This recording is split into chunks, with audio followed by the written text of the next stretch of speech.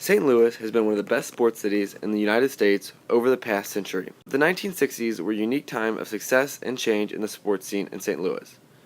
In the 60s and early 70s, as usual, the Cardinals were at the top of their game, and the St. Louis Hawks were battling for NBA titles. But there was also a changing of the guard in terms of the culture of race in sports. With the Civil Rights Act of 1964, black athletes were getting a fair chance to play in sports while leaving their lasting imprint on their sports as well. This time of change has left a lasting impact here in St. Louis. In a city, sometimes St. Louis can be polarized, especially in the 1960s.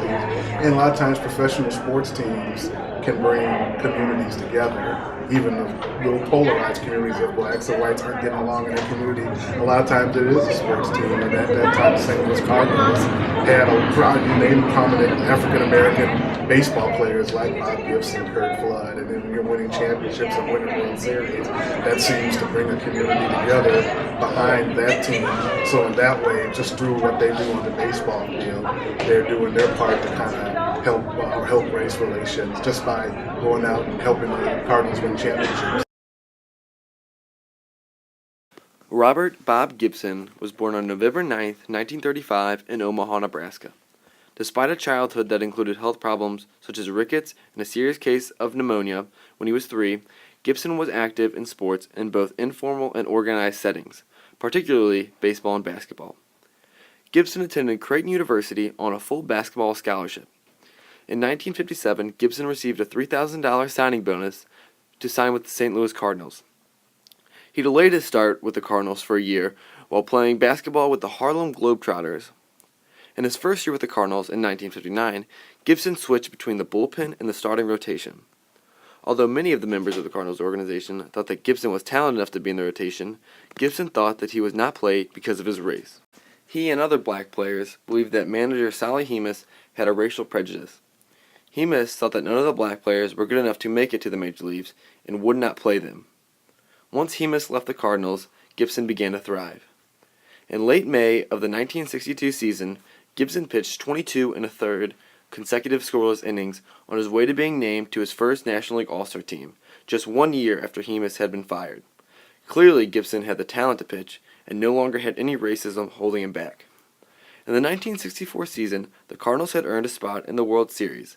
Gibson would pitch in 3 of the series' 7 games, with Gibson losing Game 2, then winning Game 5. In Game 7, Gibson pitched into the 9th inning, where he allowed 2 home runs. Gibson proceeded to retire Bobby Richardson for the final out, giving the Cardinals their first World Championship since 1946. Along with his 2 victories, Gibson set a new World Series record by striking out 31 batters.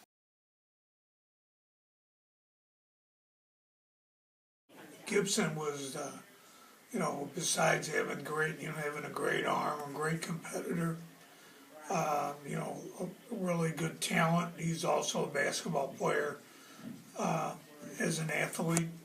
But my recollections of him, he was just such a great competitor. And he had, because of the success he had, they had to move the mound down, I think, an inch and a third, because of the height of it, and he got real good push off, and because of the great year he had, I think it was a 1.2 ERA.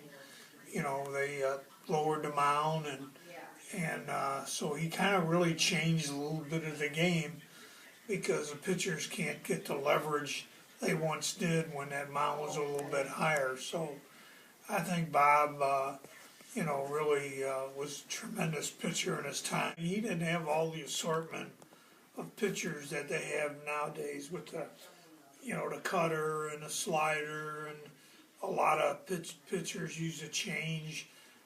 Gibson was a fastball curveball, and his talent was so good with the fastball and the curveball, he really could get by with that. After All-Star seasons in 1965 and 1966, Gibson would once again pitch in the World Series in 1967 in the midst of another All-Star season. Gibson allowed only 3 earned runs and 14 hits over 3 complete game victories, games 1, 4, and 7. The latter two marks tying Christy Mathewson's 1905 World Series record. The Cardinals would win the World Series titles in 1964 and 67, but 1968 was Gibson's best year individually. His earned run average was 1.12, a live ball era record, as well as the major league record of doing it in 300 or more innings pitched. From June 2nd to July 30th, Gibson allowed only 2 earned runs in 92 innings pitched, a .20 ERA. Gibson pitched 47 consecutive scoreless innings during this stretch, at the time the third longest scoreless streak in Major League history. Gibson finished the season with 28 complete games out of 34 games started. After his historic 1968 season, Major League Baseball lowered the mound by 5 inches in what is known as the Gibson Rule. He finished 22-9, with 5 of his losses being 1-0 scores. Gibson won the National League MVP award, which is the last MVP won by a National League pitcher to date. In Game 1 of the 1968 World Series, Gibson struck out 17 Detroit Tigers to set a World Series record for strikeouts in one game, which still stands today. Gibson had 5 more very productive seasons after 1968, seasons that included a Cy Young Award in 71, 4 Gold Gloves, and a no-hitter on August 14, 1971. After Gibson retired after the 1975 season, Gibson's jersey, number 45, was retired by the St. Louis Cardinals. In 1981, he was inducted into Baseball Hall of Fame.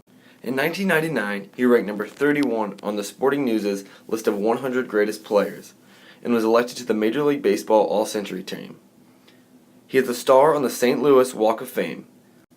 In 2004, he was named as the most intimidating pitcher of all time from the Fox Sports Net series, The Sports List. Gibson showed the world that not only a black pitcher could thrive in the major leagues, but that one could dominate. If there was any doubt at the time that black athletes were inferior, Gibson disproved it. He was so good that he single-handedly changed a rule in baseball. Just by being an incredible pitcher, he helped combat racism and inequality in the United States. Gibson will go down as the greatest African-American pitcher of all time. Curtis Charles Flood was born on January 18, 1938 in Houston, Texas. In high school, Flood played at McClemens High School, which is the same school as Vada Pinson and Frank Robinson, 2 other baseball greats. Flood signed with the Cincinnati Redlegs in 1956 and played a little before being traded to the Cardinals in December of 1957. For the next 12 seasons, he became a fixture in center field for St. Louis. Although he struggled at the plate from 1958 to 1960, his offensive skill was apparent. During those seasons, Flood also faced racism of manager Sally Hemus. Hemus constantly insulted Flood and never tried to get him into the lineup. Just as with Bob Gibson, when Hemus left in 1961, Flood broke out. In 1961, Flood batted .322 and again .296 the following year, along with 11 home runs. He continued to improve offensively in 1963, hitting .302 and scoring a career-high 112 runs, third most in the National League. He also had career bests in doubles, triples, and stolen bases, as well as collecting 200 hits and an NL-leading 662 at-bats. In that year, he received the first of his 7 consecutive Gold Gloves. In 1967, he had his highest batting average with a .335 mark, helping the Cardinals to another championship. In 1968, he had possibly his best year, earning his 3rd All-Star selection and finishing 4th in the MVP balloting, won by teammate Bob Gibson, who had a .301 batting average and 186 base hits. Despite his outstanding playing career, Flood's legacy developed off the field. He believed that Major League Baseball's decade-old reserve clause was unfair and that it kept players held for life to the team in which they were originally signed, even when they had satisfied the terms and conditions of those contracts. On October 7, 1969, the Cardinals traded Flood to the Philadelphia Phillies, and Flood refused to report to the team. Flood stood to forfeit a $100,000 contract if he did not report. But after meeting with Players Union head Marvin Miller, who informed him that the union was preparing to fund a lawsuit, he decided to pursue his legal options. In 1970, the owners and MLBPA agreed to the 10-5 rule, sometimes called the Curt Flood rule, which allows players with 10 years of Major League service, the last 5 with the same team, to veto any trade. In November of 1970, the Phillies traded Flood and 4 other players to the Washington Senators. He signed a $110,000 contract with Washington, but played only 13 games of the 1971 season. With a .200 batting average and lackluster play in center field, his overall play dropped. On January 20th, 1997, Flood died in Los Angeles, California after developing pneumonia. Although Curt Flood was a great baseball player, he will forever be remembered for what he did for Major League Baseball. He left his imprint by giving fair rights to all players. Curt Flood saw injustice in the game, and rather than back down and accept it, he fought it and won. Curt Flood was a true warrior on and off the field. Cleo Hill was born May 24, 1938, in Newark, New Jersey. Cleo Hill played basketball as a guard in college for Winston-Salem State University. The St. Louis Hawks of the NBA drafted Hill with the 8th pick in the first round, the first African American from a historically black college to be drafted in the first round. He came in a situation at the Hawks, whereas before, at this time and before, it was basically a team of white players with Bob Pettit, Clyde Lavelle, Cliff Hagan, Doogie Martin, Jack McMahon, that type thing. And I think when they drafted him and brought him in, Cleo was, great shooter, tremendous shooter. He had a lot of ability, maybe a little brash, and I think probably upset some of the players, the majority of them being from the South. And I really, at least my feelings, I felt that he might not have been given the opportunity as he would nowadays when he came into the NBA as a draft choice. In his first NBA game, Hill scored 26 points, but despite the great start, the NBA wasn't ready for an athlete like Hill with a 44-inch vertical leap who could dunk from the free throw line. His teammates on the Hawks, Bob Pettit, Clyde Lovellette, and Cliff Hagan, Hall of Famers, complained to the coach that Hill was shooting too much and wasn't passing the ball enough to them. They quickly caught on that if Hill scored a lot of points, they wouldn't be able to score as many, and it would cost them money and contract time. If Hill had been a white player, this wouldn't have been a problem, but because he was black, other players saw him as a lesser player who was taking their playing time and money. He was a great player, and at the time the Hawks were a great team, especially in the 50s when they won championships with Bob Pettit, and then in the 60s, more African Americans started to come into play, and he kind of paved the way. Guys like Lil Hudson, Joe Caldwell, Bill Bridges, Zelmo Beatty, who recently died, started getting into. The Hawks were scheduled to play an exhibition game against the Celtics in Lexington, Kentucky, and Celtics star Bill Russell, another black player, was refused service in the hotel restaurant. He approached Hill and the other black players about boycotting the game. They did so. The Boston players were publicly supported by team owner Walter Brown and had no problem with their fans. But in St. Louis, a southern city, it was a different story. The local press attacked Hill and other 2 black players, Woody Salisbury and Cy Green, demanding fines and suspensions. Shortly after, the Hawks traded Salisbury and Green. He ordered Coach Seymour to bench Hill and instruct him to pass the ball more. After Hill's first NBA game, the team's veteran stars essentially froze Hill out, refusing to pass him the ball and refusing to rebound his shots. The colorblind Coach Seymour insisted on playing their rookie, who felt he was his best player. For foolishly trying to win rather than promote racial harmony, the coach got himself fired. The new coach, Harry Gallatin, drastically reduced Hill's playing time, and his scoring average dropped from double figures to 5 points per game as he spent more and more time on the bench. Because Hill wasn't being played, he was forced out of the NBA after just 1 season. Hill's career was cut short because of corrupt and discriminatory management here in St. Louis at the time. The Hawks missed out on what could have been one of the most talented players in the NBA purely because he wasn't white. Shortly after this incident, the Hawks left town and moved to Atlanta as the NBA became more black.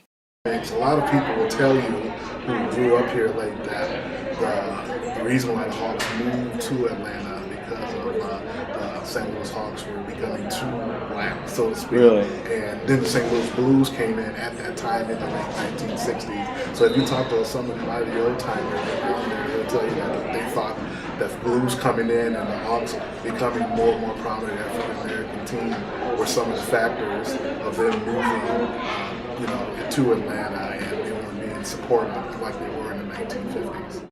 And because the St. Louis Blues moved into St. Louis. Although Cleo Hill's story is rarely heard, it is one of the biggest injustices in St. Louis sports, and national sports as well.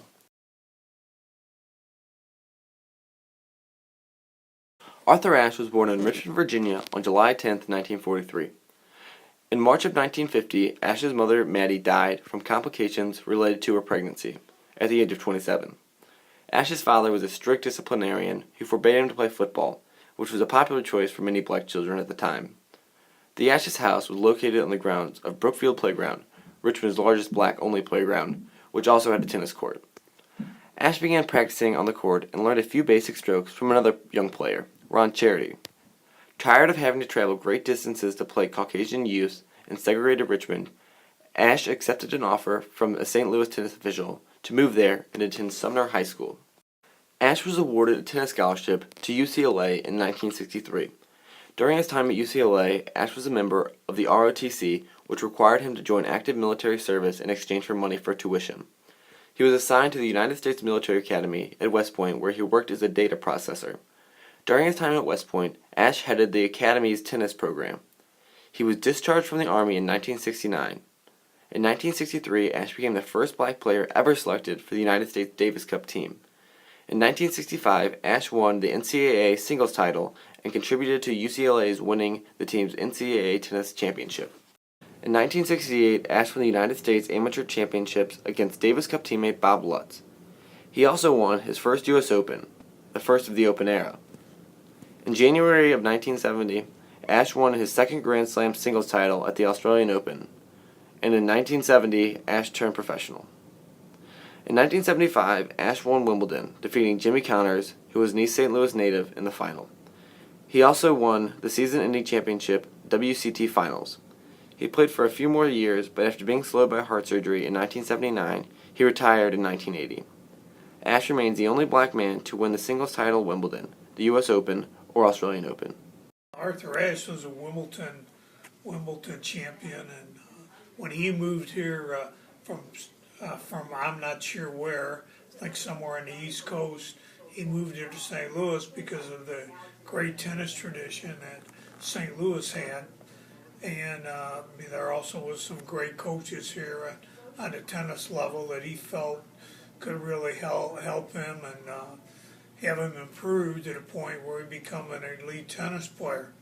And it also changed, it got the African American community involved. I think more of the black athletes started competing a little bit in tennis as before he came.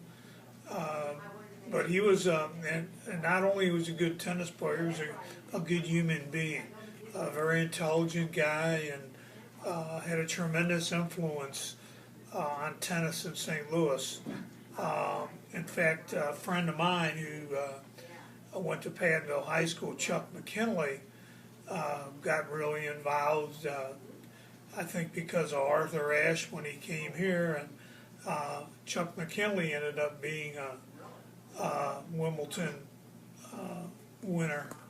Well, at that time, obviously tennis is the ultimate country club sport. Not many African Americans played tennis at the time, especially at the professional level. Since 18 years before Arthur Ashe, when he was in high school, Althea Gibson, African American woman, won the Wimbledon championship in the late 1950s. And then Arthur Ashe came along in the 1970s, and he became the first to win the Wimbledon championship in 1975. Now, ironically, beat Jimmy Connors, who's from East St. Louis in the Metro East area.